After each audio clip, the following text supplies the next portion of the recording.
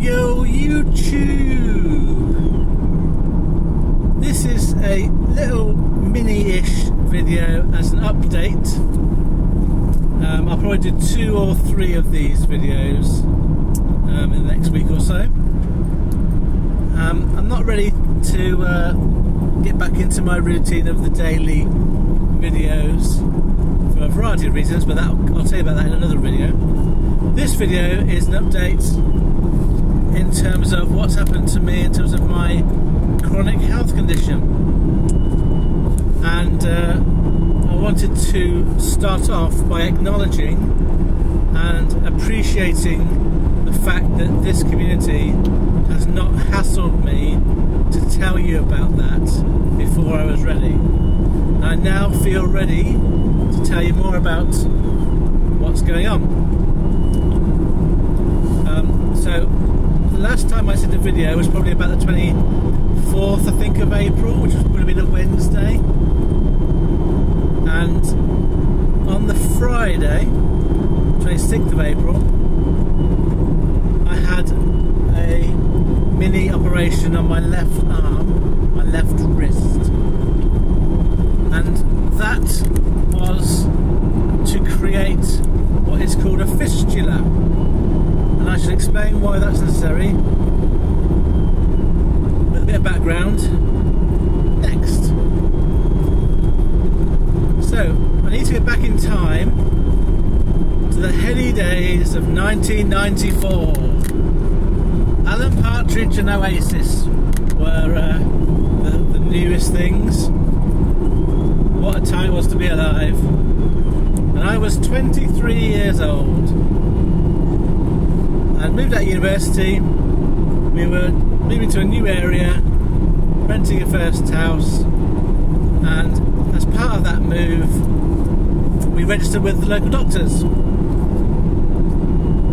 And when they did their routine tests, they discovered that I had protein in my urine. And apparently that was a problem. I didn't feel unwell, and the only thing that I noticed about my urine, which I thought was absolutely normal, was that when I weed in the toilet, it would foam and bubble up. And I just assumed everyone's wee did that. But apparently that's not normal. Apparently that's a sign of protein. And after a few tests and a scan, I was diagnosed with chronic kidney disease. But, as I said, I didn't feel any symptoms. So I just carried on with my life as normal.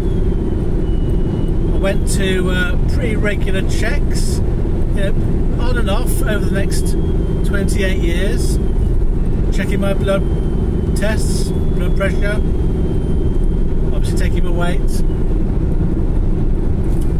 And that was my interaction with the health service, really. Just every so often, once a year, popping into a local hospital and having some tests done. My appointments were all towards the end by telephone conversation, so I wasn't even visiting the hospital towards the last few years. Anyway, come October of 2023, last October, I began to feel not quite myself. And I went to see the doctor about a separate issue to do with my continence, and off the back of that they did some blood tests, and at that point in time I was diagnosed as being stage 5 of kidney failure. So let me tell you about chronic kidney disease, and I'll put some numbers on it, so I like numbers. So a bit of GCSE biology for you, first of all.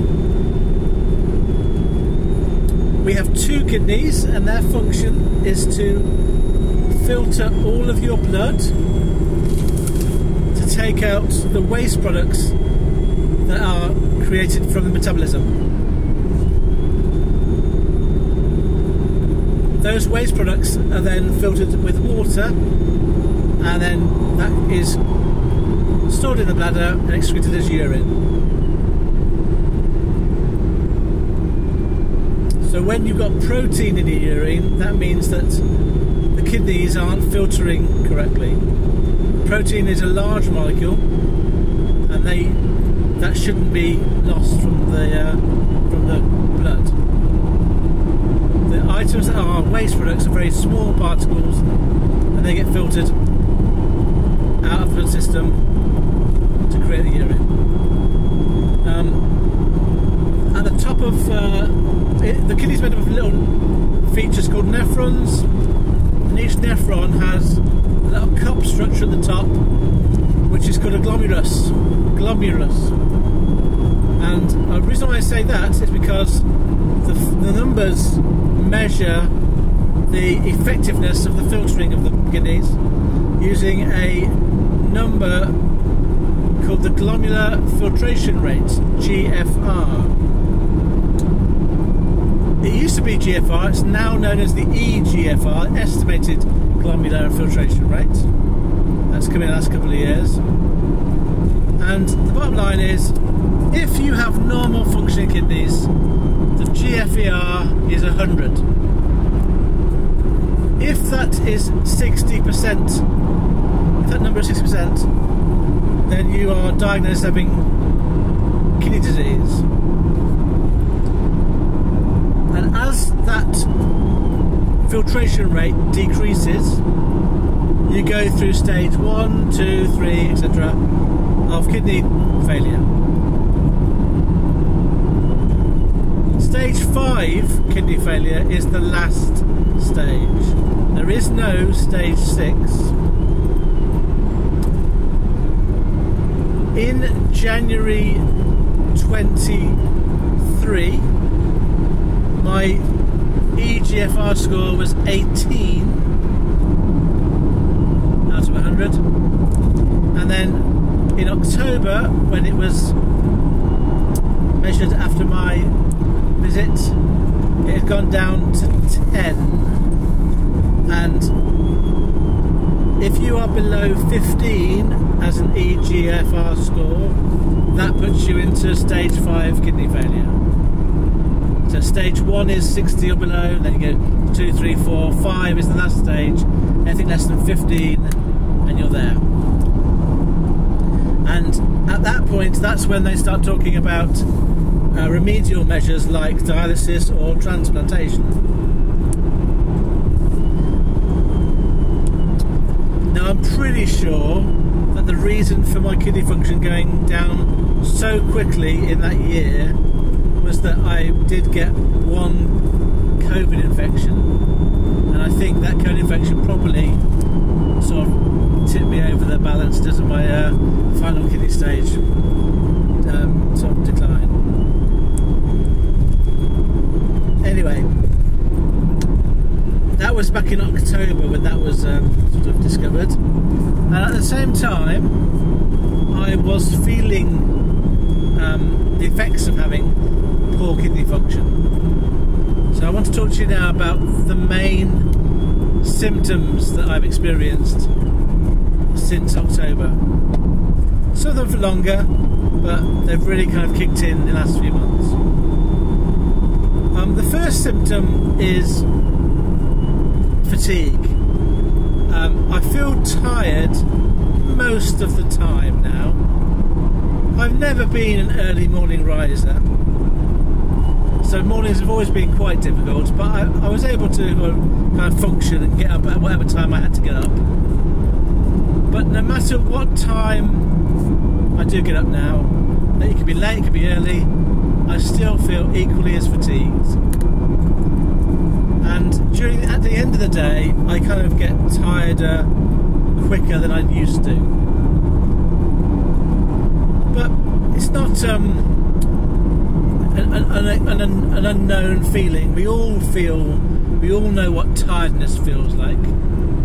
It just happens to be most of the time I feel like that. It's not good for motivation. It's not good for one's sense of well-being, but it's not the end of the world. The second symptom that I would say is closely associated with that is I basically get breathless now with any kind of movement. So even sitting here in my van just talking to you, I have to be taking quite deep breaths between sentences.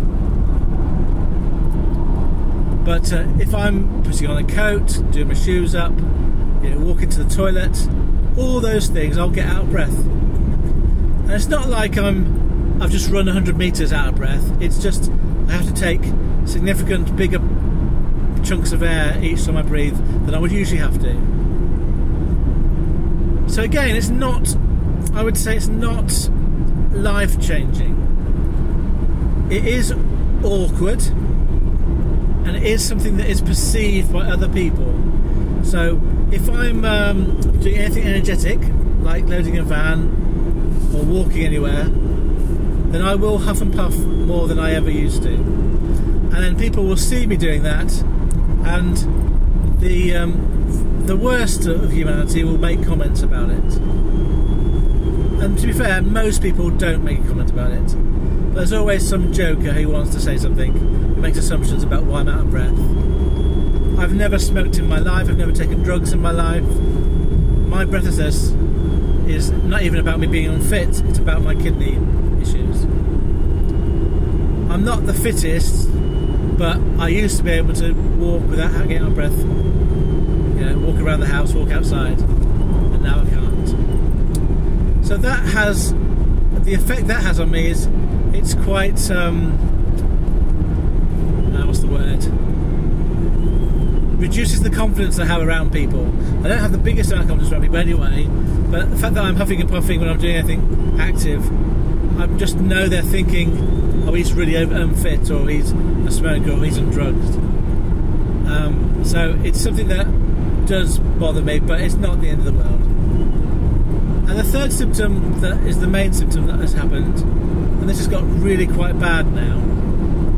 I've had this for about 3 years, I would say. I remember in my previous job, maybe 2.5 years, my previous job as a multi-drop courier, one day this happened, and I just can't believe it happened. And what it is when I walk, my feet begin to feel numb. It might be one foot or both feet, and if I keep walking, that numbness spreads through my feet, up my legs, to my buttocks. And it's a kind of combination of a tingling and a numbness. It's hard to really explain. The best word I can describe is numb. It's a numbness. And it is uncomfortable. I wouldn't say it's painful, but it is uncomfortable and it is disconcerting. And the worst thing about it is, if I don't stop and sit down, even just standing up, it doesn't always help. If I sit down, it usually goes in about 30 seconds. And I can then get on with walking. But if I don't stop, then, like if I can't sit down, or if I just choose not to stop, the numbness continues until eventually I can't feel my feet on the ground, and I just fall over, I just collapse, my legs give way, or I can't feel the ground, so I can't stabilise. And what happens is, as I keep walking, I'll begin to hobble, and then I'll begin to scuff my feet, and then eventually, if I keep going, I will collapse. It's happened once while I was at work. It happened once when I was delivering.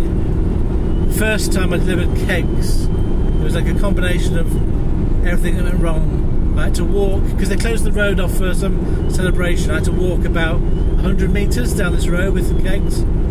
And at that point I didn't realise you could roll them. I was sort of carrying it with my sack barrow. But it wasn't really the weight, it was more the walking. and having to walk at a certain angle. And I had to do 6 trips. By my 3rd trip, I literally did fall over in the street. That's the only time I've actually fallen over. Oh no, I've fallen over another time when I was walking the dogs. Yeah, so I have fallen over twice because of it. So it means that I can't really walk any distance. I certainly can't jog. I can't do any exercise that involves standing up. I used to like using a cross trainer, but I can't do that anymore. So, combining those 3 symptoms, it has very much restricted mainly how I feel about my health and my body. It definitely has a psychological impact, but also has an actual limiting factor on what I can do. I can't now do very much handballing. When I started doing this job, I wouldn't mind handballing, you know, as much as needed. I would charge for it if I had to charge for it, but I was happy to do it. Now I just can't do it, and that's really disappointing because it sort of takes away an element of the service side of this job. Most people are understanding when I explain that I've got a health condition, and they can see that I'm struggling anyway because I'm out of breath if I'm doing it. Just getting out of the van, I'm out of breath. So it hasn't been a problem so far. It has been a bit embarrassing just standing there having to wait for other people to offload my van on occasions, but it hasn't stopped me doing the job in itself. Anyway, back to my operation, fistula. The fistula is an operation where they connected one of my arteries to a vein in my left arm. My left arm because it's my non-dominant arm. I don't use it, I'm a right-handed person. And by connecting up the artery to a vein, the pressure of the artery forces the blood in the vein at a higher pressure than it would usually be, and that means the vein just expands in size slightly. Usually veins have very slow moving blood and they have very weak walls, whereas arteries have blood under a lot of pressure and they have very strong walls. So by combining an artery to a vein, it can lead the blood to flow into the vein at higher pressure, expanding the vessel. And by expanding the vein, that then, at least the theory is, allows easier access for the needles to go in when dialysis happens. So after the fistula has recovered, it takes about 8 weeks for the recovery. It's been 4 weeks so far, and after 8 weeks I am then able, if needed, to start dialysis. Dialysis, if you don't know, I'm sure you do, but if you didn't know, it's when they put a needle in my arm. At one point the blood comes out of my arm through a machine which filters the blood for me and then goes back into my arm cleansed. I don't know an awful lot about the ins and outs of dialysis right now. There are other forms of dialysis I could have had, but I chose to have that particular one, the hemodialysis, hemo standing for blood dialysis. There is a type of dialysis where you can put a bag of liquid next to it's sort of connected to your stomach or around your stomach, and it sort of bathes your kidneys in liquid, and then the kidneys release the waste products into the water rather than going through your blood. I wasn't in favour of that for a variety of reasons, so I chose to do the hemodialysis route, which is for me better. Now, I am concerned about dialysis because of one reason, and I've been told that I might need to go in 3 or 4 times a week, and each session in the hospital will be for about 3 or 4 hours, which means I can't work. I can't do this job when I'm stuck in hospital for the days I'm there. I don't know how I'm going to feel physically after a dialysis session has happened. It might be that I feel really good, and it might be that I can get on with a normal life. I'm just quite doubtful that will be the case. I think all the kidney dialysis does is it takes over the job the kidneys should be doing, and obviously as soon as I get off dialysis for the next day, the blood start getting dirty again. So I don't know enough about the actual process yet to know how I'm going to feel. I am concerned about the lack of work opportunities. So I'm not necessarily going to need to do dialysis straight away. I have monthly blood tests and visits to the consultant, and they're looking out for my symptoms worsening. I mean, they're bad enough, to be fair, as they are. I don't want to live like this, but apparently they will get worse. The thing I look for in particular is edema in my legs if I get swollen ankles, and that's probably when that's going to be the trigger for me to go in and start on dialysis. Anyway, I'll come to talk about dialysis another time. I want to just talk about my operation a bit because there's a bit to say about that. On the 26th of April, which is the Friday, I was supposed to go in about 12 o'clock. I arrived on time at the hospital in Peterborough, and then didn't go in till about 4ish, 3:30. I mean, I was waiting in the bed for about 2 hours. My operation was about 2.5 hours. I was out by about 6. Maybe it's 2 hours. So, 2-hour operation. I was under local anaesthetic, which meant that I could obviously speak, and only the area that's been operated on was opened up, as it were. Luckily, I couldn't see my arm. They had put a cover around me, but I could see everything else that's going on. And there's a couple of, I remember a lot about it. The first thing is I've not had any operations before, so this was quite a new experience for me to have an operation. My main concern going in was, would I feel achy afterwards? But during the operation, there's 2 things that struck me that I remember, after all the things that I remember happening. The first thing I remember was that the equipment was all very high tech, obviously very clean, and I felt like there was a lot of stuff available to look after what they were doing. There was 5 members of staff all there, all working really well as a team, very clearly communicating. There was one nurse checking another nurse, and then vice versa, as in what equipment they used and what they finished off with. I thought it was a really well organised team. There was a registrar there learning from the consultant doing the operation.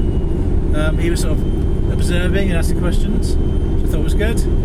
But yeah, so I remember that experience was really positive, and I was very impressed. And the second thing I remember was more about me, was when I first laid down and they were sort of cutting me open, I kept thinking about horror films, and I was sitting there thinking about various horror films I'd seen. I don't like horror films. I don't see very often many of them. And I said to myself, you cannot do this. You cannot put yourself through that. Stop thinking about that while you're being cut open and you're conscious. So I had to think about something else. But my mind went straight to kind of the worst possible thing to think about. It was quite uncomfortable. Obviously, at times they were kind of. I was visualising what they're doing. I couldn't see what they're doing, but they were obviously digging about inside my body and cutting stuff and things. So it was an uncomfortable experience, but it wasn't painful. And I was glad to be out of there. The surprising thing from my point of view was post-operation. So I had a bandage on for a couple of days. There's a little bit of blood that came out initially. When I took the bandage off, I was really wasn't sure what I was going to see. But it was quite a neat little wound. It was healing quite well. The blood was just on one side, washed it off, and it looked alright. I put a bandage back on, and after about 3 or 4 other days, I took the bandage off to have another look, and it looked pretty well healed. Not fully healed, obviously, but getting there. And so I left the bandage off then, after about 6 days. So I had it off ever since. So for the last sort of month or so, I've had my arm just free and normal. So 2 things to mention post-operation. First thing is, I didn't really feel much ache afterwards. I did take painkillers the same day, but the following day I didn't, and it didn't really ache very much, which I was very surprised about. I did feel a little bit under the weather generally, so I did have some days off work. I gave myself a week off work after the operation, but I probably only needed about 3 or 4 days in the end. So after the weekend, by the time I got to the Wednesday, Thursday, I was looking at jobs, but in the end I didn't go back to work till the following week. And the second thing that post-operation I've noticed is that one day I was just having to touch my wrist with my right hand, and it feels, for want of a better word, fizzy. So all over the rest of my arm you can't feel anything. Where just behind, just above where the scar is, when you touch my arm, it's like this. I can only describe it as being a fizzy sensation that my other arm feels. I don't feel it in my left arm, it's just when you touch it with someone else. So if someone touches my arm, they can feel this kind of fizzing of blood that's kind of flowing near the surface of my arm. It's weird. It's quite comforting in a way that it's flowing so well. It's not like a pulse. There is a pulse within it, but it's like a constant fizziness with a very gentle pulse within that, and it's really weird. So that was my fistula operation. That was what I was having done, and obviously the reason for that is to get me ready for kidney dialysis, hemodialysis.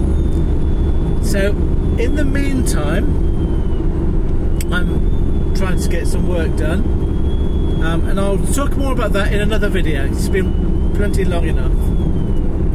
So that was an update about that aspect of my health condition. So thank you very much for listening, and I'll see you in the next one. Farewell, friends.